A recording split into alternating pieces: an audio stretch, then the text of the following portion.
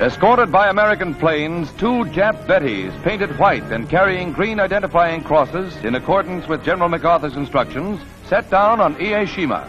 Here, just offshore from bloody Okinawa, baton number 1, carrying part of the Japanese surrender delegation, was closely followed into the field by baton number 2. This is the transfer point for Manila, where bitter tea awaits the Japs. Lieutenant General Kawabe, Vice Chief of the Nipponese General Staff, leads the surrender party.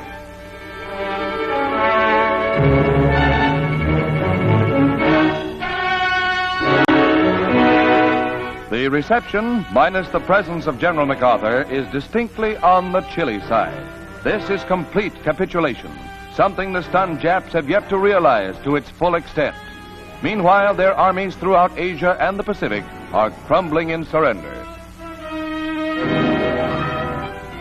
An Army transport plane is ready to fly the delegation to the Philippines, where the Japs once entered in triumph.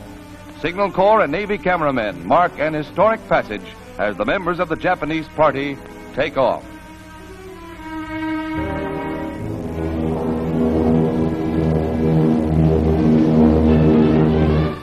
The Supreme Commander for the Allies, ready to take over in Tokyo, prepares for his departure. Standing on the balcony of the war-shattered City Hall in Manila, he speaks a few heartfelt words to his victorious troops. Very shortly, I trust we'll all be going home.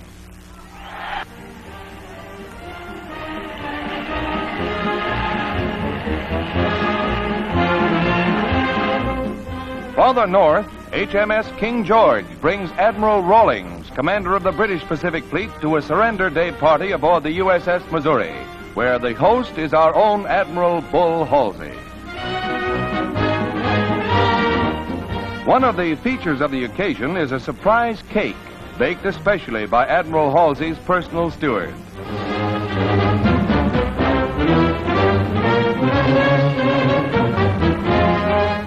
The design is one that appeals to the hard-hitting commander of the Third Fleet, and he attacks it with his usual forthright manner.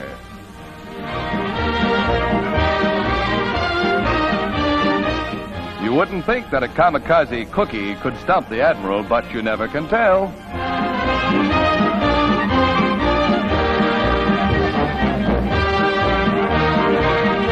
Well, as the Chinese say, one picture tells more than 10,000 words. Good appetite, Admiral.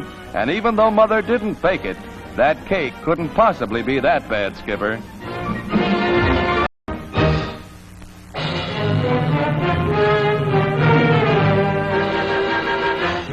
Plowing sedately through the Banda Sea north of Australia is the Takiban Maru, a Jap hospital ship complete with crosses and all the international insignia.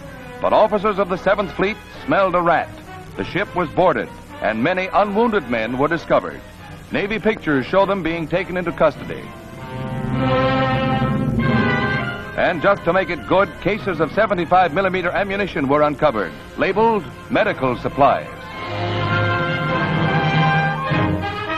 The ship was taken under guard to an American port where prisoners were interned. Just another piece of Jap treachery which didn't alter the final result.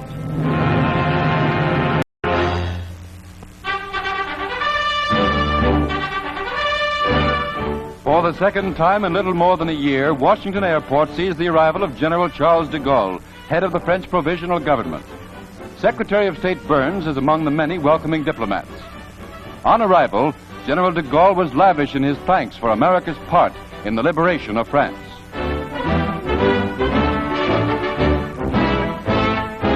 A guard of honor is drawn up at the White House as he's welcomed by President Truman, with whom he held a series of conferences on France's post-war economic future.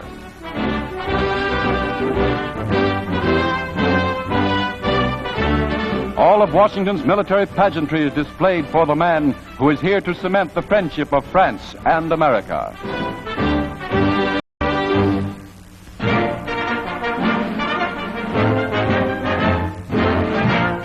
It's a day they've been waiting for. It's a day of days for these sailors, and for the best reason in the world. They're the first group to be released by the Navy under the point system. Mustering out pay comes first for these 105 men being processed at Long Beach, New York. And then An even more welcome piece of paper, that honorable discharge.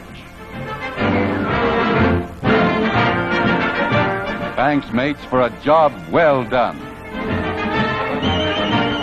With peace, hundreds of thousands throughout the country left war plants for the last time, and now we face the problem of reconverting factories.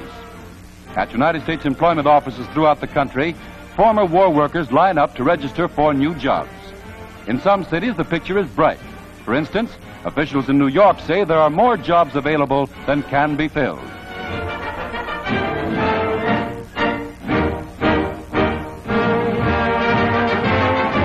Civilian goods like ironers are already trickling from factories, and shortly washing machines and other luxuries we've missed will be pouring from the factories at 1942 prices. And soon you'll be able to give that jalopy a well-earned rest. With gas again plentiful, and with new cars and new tires on the way, America will be rolling with a pre-war flourish.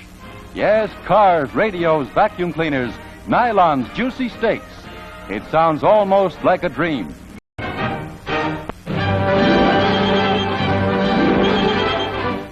At Palisades Amusement Park in New Jersey, the small fry gets set for the Diaper Derby with the preliminary weighing in. This is the 7th year that these featherweights have competed for the most coveted prize in the nursery world. They're about set as they receive last-minute instructions. The track is fast, but the tots are slowed by the August heat.